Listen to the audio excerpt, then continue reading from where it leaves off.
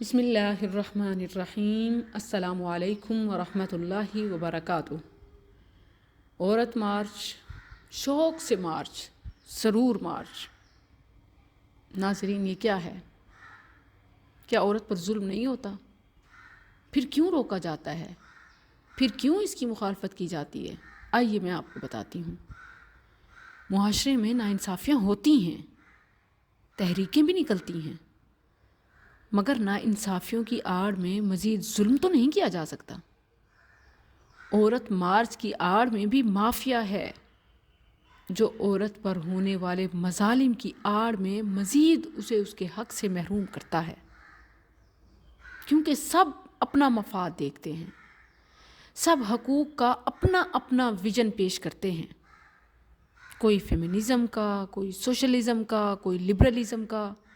یہ سب ڈسے ہوئے سڑے ہوئے انسانوں کے اپنے نظریے ہیں، یہ سب مین میڈ ہیں، انسانوں کے بنائے ہوئے قانون ہیں، کسی خاص سوچ کی عکاسی کرتے ہیں۔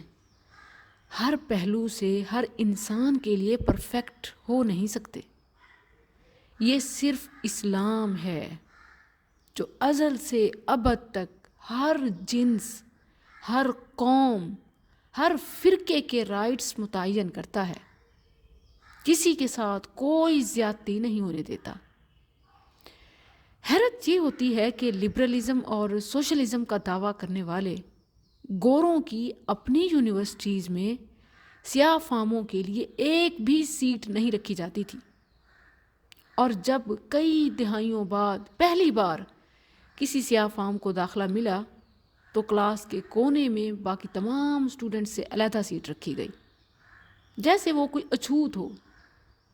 آپ گوگل پر قدیم فرانس یونیورسٹی میں سیاہ فاموں کی حیثیت سرچ کر سکتے ہیں، ابھی بھی آپ کو وہ پکچر نظر آئے گی، جبکہ اسلام میں پہلے مؤذن حبشی بلال ہی تھے رضی اللہ عنہ۔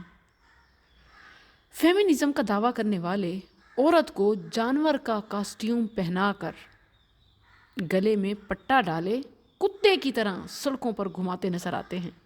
یہ پکچر بھی آج کل بڑی وائرل ہو رہی ہے، اور اس سے زیادہ نفرت انگیز اور حیرت اس بات پر ہوتی ہے کہ یہی وہ مخلوق ہے جو لباس کو بوجھ اور ننگے پن کو آزادی سمجھتے ہیں۔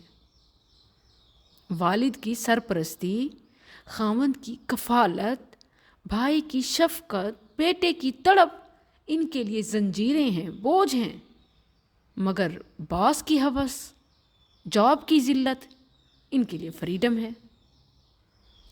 عورت کے لیے آواز اٹھانی ہے نا، عورت کے حقوق کی بات کرتے ہو نا، عورت مارچ نکالنا ہے تو پھر عورت ہی کے لیے نکالو، اور اس عورت کے لیے نکالو جو خاوند کے ہوتے ہوئے اپنی اسٹرگل خود کرتی ہے، جو حق کے وراثت رکھتے ہوئے محروم کرتی جاتی ہے۔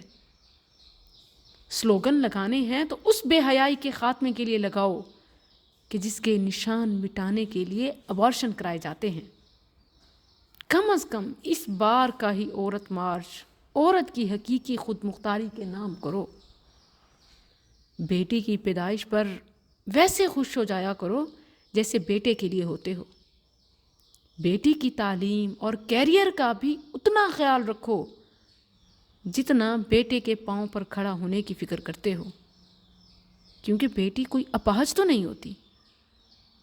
بیٹی کی شادی بھی اس کی پسند اور جوڑ کے مطابق کرو، نہ کہ ذات، برادری، فیملی اور اپنوں کی بیڑیاں اور قربانیاں دیتی یہ بنت حوا، اپنی مرضیاں اس پہ مسلط۔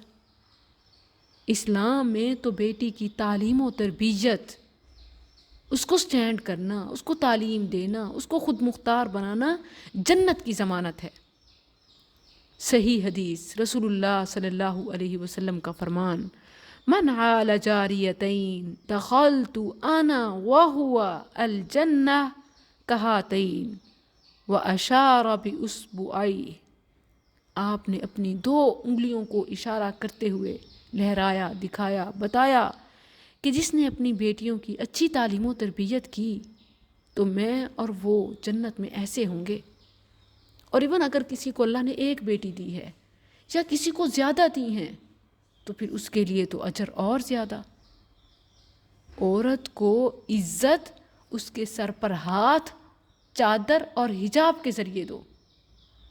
اگر یہ کر سکتے ہو تو یہ مارچ تمہارا نہیں ہمارا ہے، ہم برقع پوش بہنوں کا ہے۔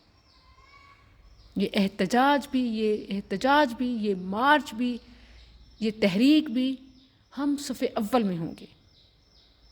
البتہ ان مذموم ارادوں کی تکمیل نہیں ہو سکے گی جس کی آڑ میں یہ مارچ نکالا جاتا ہے۔